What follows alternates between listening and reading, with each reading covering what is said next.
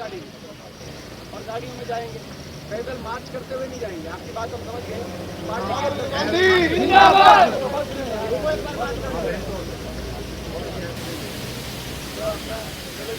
हमने ना यहाँ तोड़ेंगे, घर के अंदर तो नहीं है, ना पार्टी दफ्तर के अंदर है वाले। अभी बचे तो परमिशन नहीं, हम क्या सब जाएगी वो तो वहाँ जाके पता चलेगा ना, वो आपको क्या पता, हमें क्या पता कहाँ बैरिकेड है आपका।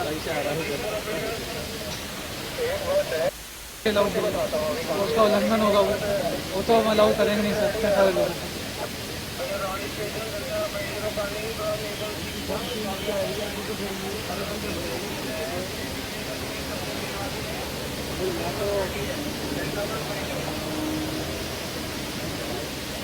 नहीं, हमें बैरिकेड तोड़ के हम आपके साथ। राहुल गांधी दीपेंद्र हुड्डा जिंदाबाद, राहुल गांधी जिंदाबाद, दीपेंद्र हुड्डा जिंदाबाद, दीपेंद्र हुड्डा जिंदाबाद, सोनिया गांधी जिंदाबाद।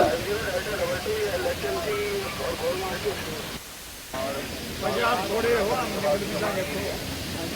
आपसे भी ज्यादा आप हो ज्यादा मत इधर उधर हो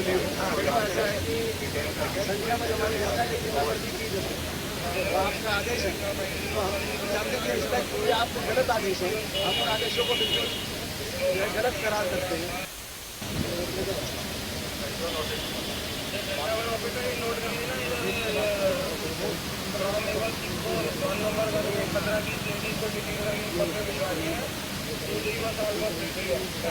संघर्ष है, संघर्ष के बाद दूसरे को हमारे पहली बस को 14 भेजा है और दूसरी बस भी भेज दी है, नरेला जाएगी, इसमें भी 15 भेजा। तो शहर का संग्राम एक और जहां हरियाणा में है, तो वहीं राजधानी दिल्ली में भी संग्राम छिड़ा हुआ है। संग्राम छिड़ा हुआ है कांग्रेस के पूर्व अध्यक्ष राहुल गांधी से पूछताछ के विरोध में। बिल्कुल, ये तस्वीरें आप देख पा रहे हैं तमाम कांग्रेस के कार्यकर्ताओं के साथ सांसद दीपेंद्र हुड्डा को बैरिकेडिंग्स के जरिए उन्हें रोका गया है, उन्हें आगे नहीं जाने दिया गया है और तमाम सिक्योरिटी फोर्सेस जो है वो वहां पर तैनात हैं।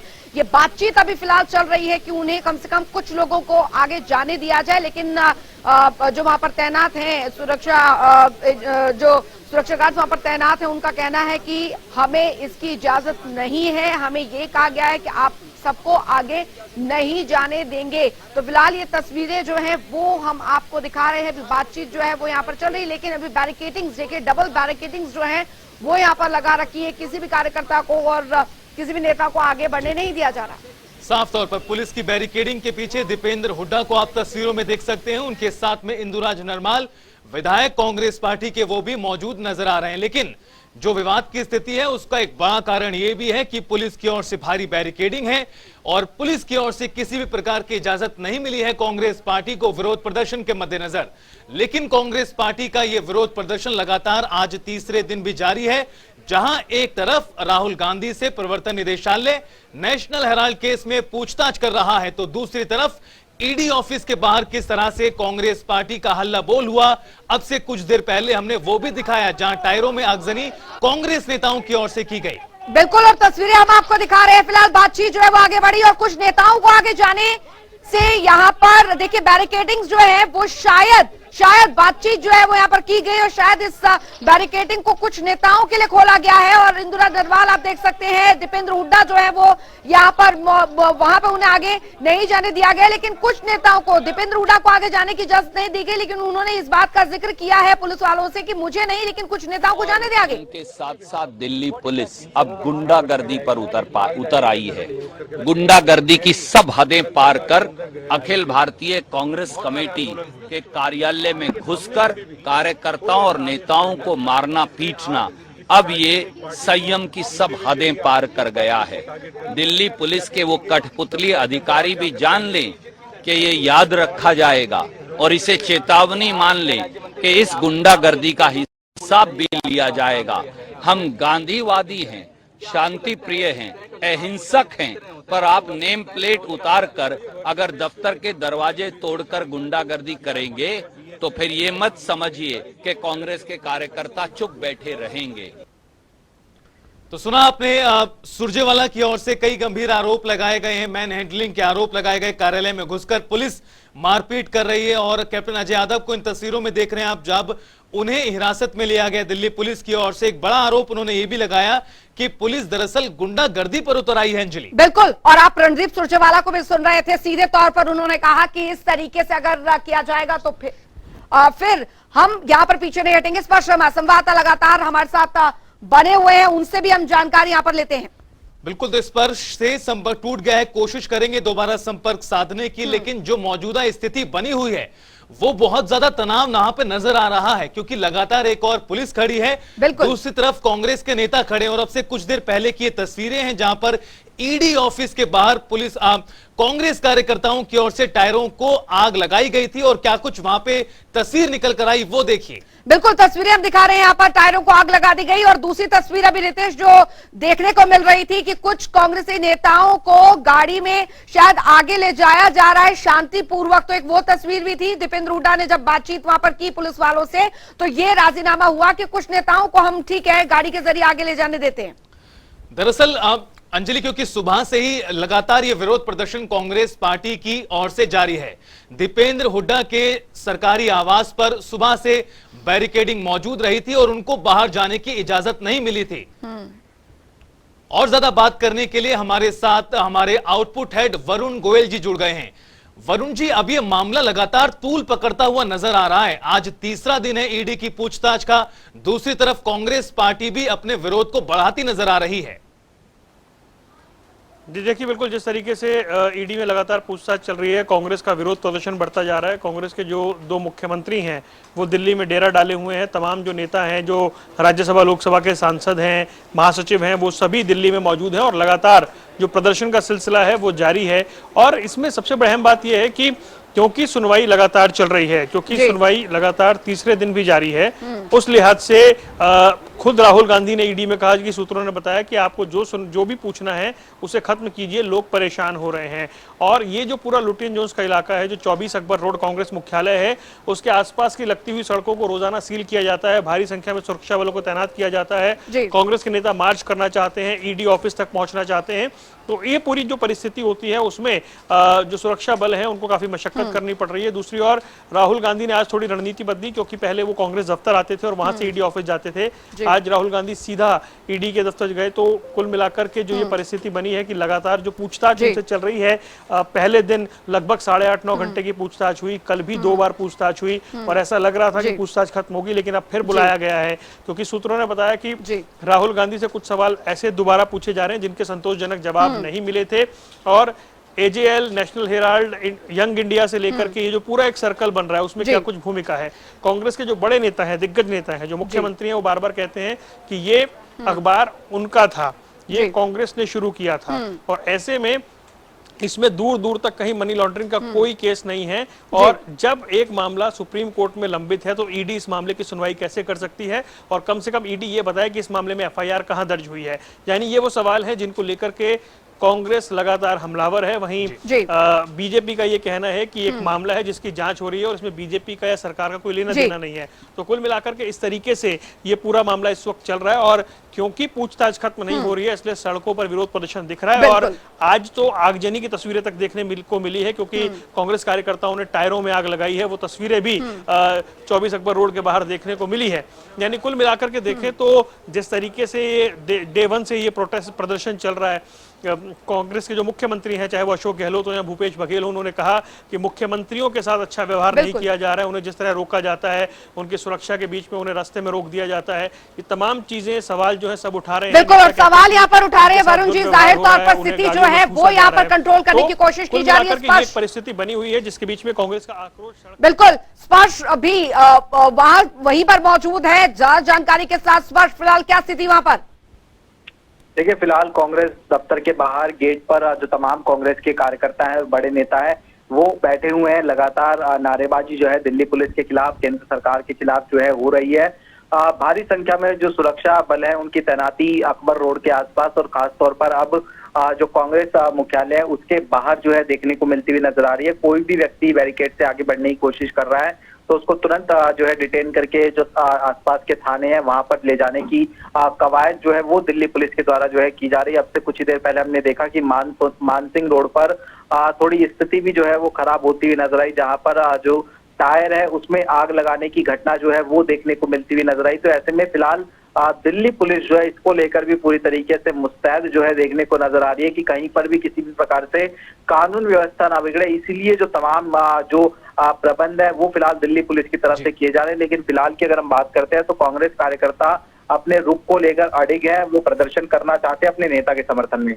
साफ तौर पर स्पर्श, क्योंकि स्थिति लगातार बदलती नजर आ रही है। वरुण गोयल जी आउटपुट हेड, उन्होंने भी एक अहम जानकारी दी और कहा ये कि आज दरअसल रणनीति में बदलाव किया गया है कांग्रेस पार्टी की ओर से। राहुल गांधी जो पहले सीधा पार्टी मुख्यालय पहुंचा करते थे, उसके बाद ईडी दफ्तर पहुंचते थे, वो आज सीधा ईडी दफ्तर पहुंचे हैं। दूसरी तरफ जो मौजूदा स्थिति है, जहां ईडी ऑफिस के बाहर कांग्रेस की ओर से ये आगजनी की घटना भी की गई है, लग ये रहा है स्पर्श, क्योंकि अब ये विरोध बढ़ता हुआ नजर आ रहा है जिस तरह से जांच आगे बढ़ रही है। बिल्कुल। देखिए, आज रणनीति में इसलिए बदलाव देखने को मिला क्योंकि कांग्रेस मुख्यालय में किसी भी जो चुनिंदा नेता है उनके अलावा एंट्री दिल्ली पुलिस के द्वारा नहीं दी गई थी। पहले और दूसरे दिन तमाम कार्यकर्ता जो है कांग्रेस दफ्तर पहुंचते हुए नजर आए थे, लेकिन आज अगर बात करते हैं तो मुख्यमंत्री के स्टाफ को भी जो है कांग्रेस दफ्तर नहीं जाने दिया गया। ये अभी आरोप जो है कांग्रेस के द्वारा लगाया गया था, इसलिए कहीं ना कहीं कांग्रेस ने रणनीति में बदलाव किया कि राहुल गांधी आज सीधे जो है ईडी दफ्तर पहुंचते हुए नजर आएंगे, वरना तमाम दलबल के साथ में अपने नेताओं के साथ में राहुल गांधी पिछले 2 दिन से जो है ईडी दफ्तर की तरफ जाते हुए नजर आ रहे थे। बिल्कुल। वहीं अगर बिल्कुल स्पष्ट लौटेंगे आपके पास। वरुण जी भी लगातार हमारे साथ बने हुए हैं। वरुण जी, क्योंकि तीसरा दिन है आज ये देखना होगा कितनी लंबी पूछताछ यहाँ पर चलती है, लेकिन सवाल यहाँ पर ये बना हुआ है कि आखिर सवालों की कैटेगरी जो है, कैटेगराइज जो है इन सवालों को, वो किस तरीके से किया जा रहा है और वो क्या सवाल है जिसको लेकर ईडी शायद हो सकता है या अनुमान ही लगाया जा सकता है कि शायद उनके जवाबों से संतुष्ट नहीं है। सूत्र बता रहे थे कि ईडी ने जिस तरह के सवाल पूछे हैं कि आप यंग इंडिया के डायरेक्टर कैसे बने और कब बने, 50 लाख रुपए शेयर के लिए वो कैसे जुटाए गए, एजेएल में आपकी भूमिका क्या थी और यंग इंडिया से आप जुड़े कैसे, इसके अलावा ये कि आपकी कितनी हिस्सेदारी थी और जो एजेएल को 90 करोड़ रुपए की देनदारी थी वो कैसे माफ़ हुई, उसे माफ़ क्यों किया गया और एजेएल को कांग्रेस पार्टी ने लोन क्यों दिया। ये इस तरह के सवाल हैं जो पूछे जा रहे हैं, ऐसा सूत्र बता रहे हैं। तो ऐसे में अगर ये सवाल पूछे जा रहे हैं और कहा यह गया कि सबके संतोषजनक जवाब नहीं मिल रहे हैं, आज सुबह से हम कांग्रेस नेताओं को सुन रहे हैं, लगभग सभी कांग्रेस नेता एक ही बात बोल रहे हैं कि अगर इतनी लंबी पूछताछ हो रही है और इतने ही सवाल अगर ईडी के पास हैं तो फिर एनफोर्समेंट डायरेक्टरेट को करना यह चाहिए कि वहां पर कैमरे लगा दे ताकि पूरा देश सुन सके कि उनके सवाल क्या हैं और राहुल गांधी के जवाब क्या हैं। मतलब कांग्रेस ये कहना चाहती थी कि लगातार पूछताछ इसलिए हो रही है कि ईडी के पास पूछने के लिए कुछ है नहीं, वो बातों को घुमा फिरा के पूछ रहे हैं और इस पूरे मामले में कहीं मनी लॉन्ड्रिंग नहीं हुई है, ये मामला एक तरीके से बनता ही नहीं है जिस मामले को उठाया जा रहा है। तो ये तमाम बातें आज कांग्रेस के कई नेताओं के मुंह से, सांसदों के मुंह से सुनने को मिल रही हैं कि जो सुनवाई हो रही है वो सबके सामने हो जाए। यानी कांग्रेस बताने की कोशिश कर रही है कि एक तरीके से मिसयूज जो है संस्थाओं का किया जा रहा है। साफ तौर पर शुरुआती वक्त से ही कांग्रेस पार्टी की ओर से इस मामले में आरोप सरकार पर लगाए गए हैं दुरुपयोग को लेकर एजेंसी के। लेकिन वरुण जी, जिस तरह से अब पूछताछ धीरे धीरे कर तीसरे दिन में आ गई है, कांग्रेस पार्टी का विरोध प्रदर्शन जारी है, आने वाले दिनों में सोनिया गांधी को भी समन भेजा गया है पूछताछ के लिए। अब जिस तरह से ये मामला आगे बढ़ रहा है, इसमें क्या नजर आ रहा है, क्या गिरफ्तारी की तलवार भी लटक सकती है? देखिए, कहना जल्दबाजी होगी क्योंकि अगर संतोषजनक जवाब नहीं मिलते हैं तो ईडी और क्या कुछ कार्रवाई कर सकती है, क्योंकि खबरें ये आई थी कि ईडी ने कुछ दस्तावेज मांगे हैं, कुछ पेपर्स मांगे हैं जी। तो अगर जो ईडी चाहती है वो मुहैया कराया जा रहा है तो शायद ऐसा ना हो, लेकिन देखना होगा कि ये कदम कितना संभावित है जी। और जो आरोप लग रहे हैं वो कितने ठोस हैं और उन आरोपों को अदालत में वो टिक पाए, उसके लिए ईडी के पास क्या कुछ है। यानी बहुत कुछ करना होगा। अभी फिलहाल पूछताछ चल रही है, सवालों के जवाब मांगे जा रहे हैं, तो फिलहाल यहीं तक स्थिति है।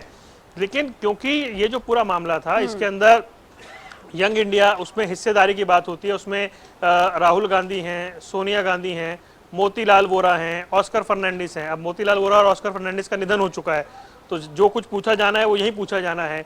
सोनिया गांधी अस्पताल में भर्ती हैं पोस्ट कोविड प्रॉब्लम्स के चलते, तो राहुल गांधी से सवाल पूछे जा रहे हैं।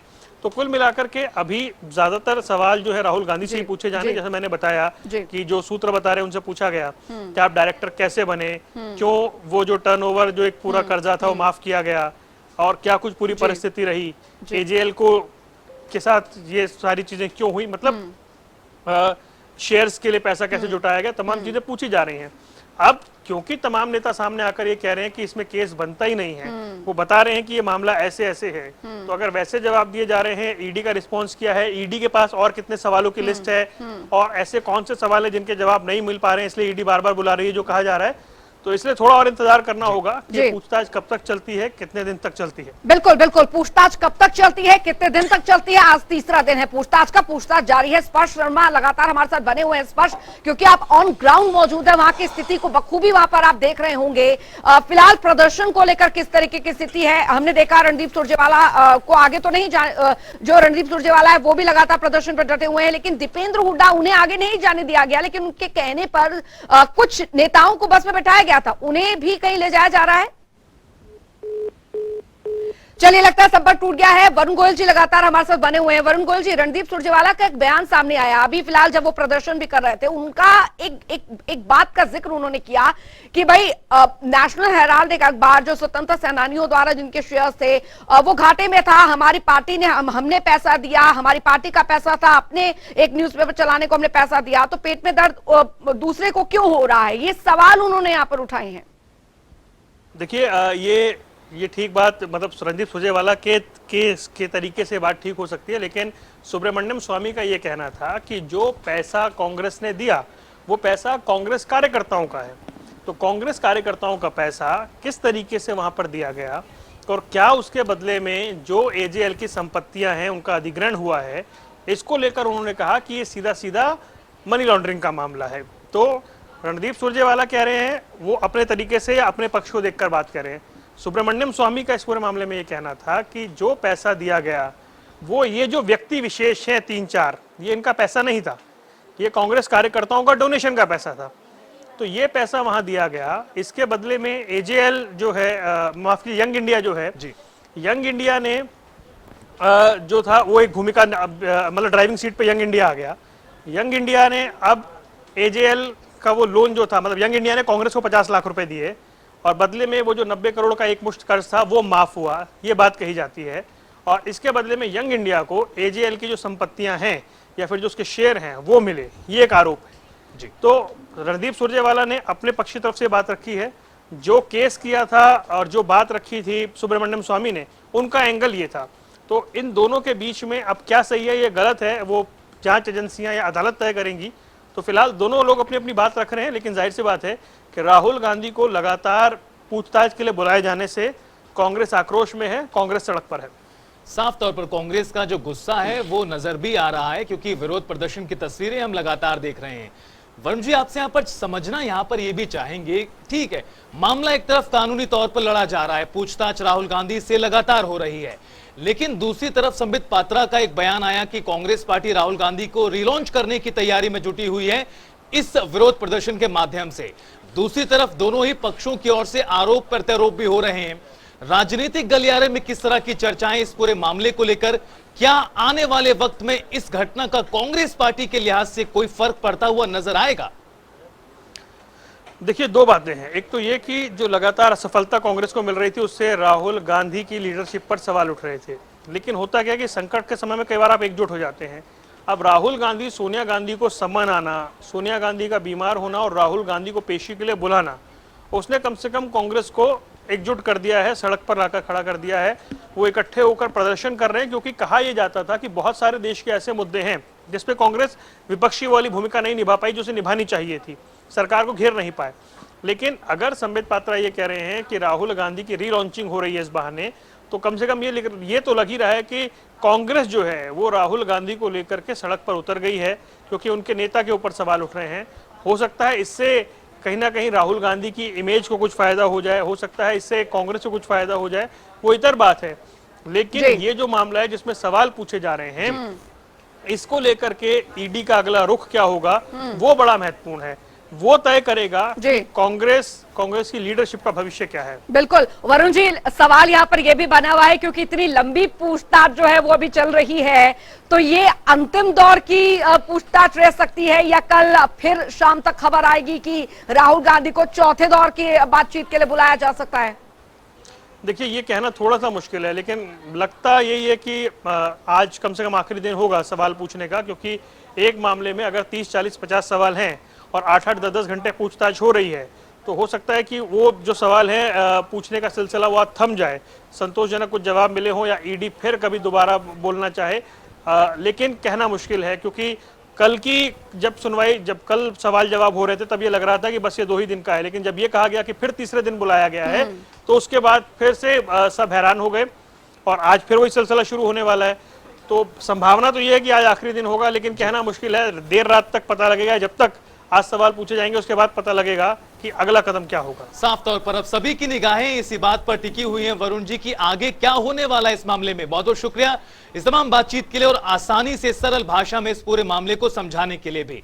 तो अंजलि, एक तरफ जहां ईडी की पूछताछ जारी है, दूसरी तरफ कांग्रेस पार्टी का ये हल्ला बोल भी काफी कुछ बयां करता है किस तरह से कांग्रेस पार्टी इस मुद्दे को भुनाना चाहती है। और सड़कों पर कांग्रेस करता किस तरीके से डटे हुए हैं वो भी तस्वीरें दिखा रही हैं, और जो तस्वीरें आप देख सकते हैं टायरों को यहाँ पर जलाया गया है विरोध स्वरूप और काफी आवाजाही जो है वो यहाँ पर हो रही है। लेकिन आप समझ सकते हैं इस बात से यहाँ पर कि कांग्रेस कार्यकर्ता जो है अब सड़कों पर है। नेताओं, कांग्रेस के कुछ बड़े नेताओं को तो आप डिटेन कर गए हैं, लेकिन कार्यकर्ता जो है डटे हुए। लेकिन दूसरी तरफ राहुल गांधी से लंबी क्वेश्चंस की फेवरेट जो है ईडी रख रही है।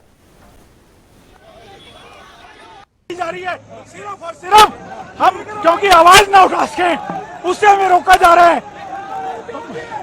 भारत के झंडे का अपमान किया है मोदी सरकार ने, भारत के राष्ट्रीय ध्वज का अपमान किया है, जिसके लिए जितनी निंदा की जाए कम है। ये क्या हो रहे हैं?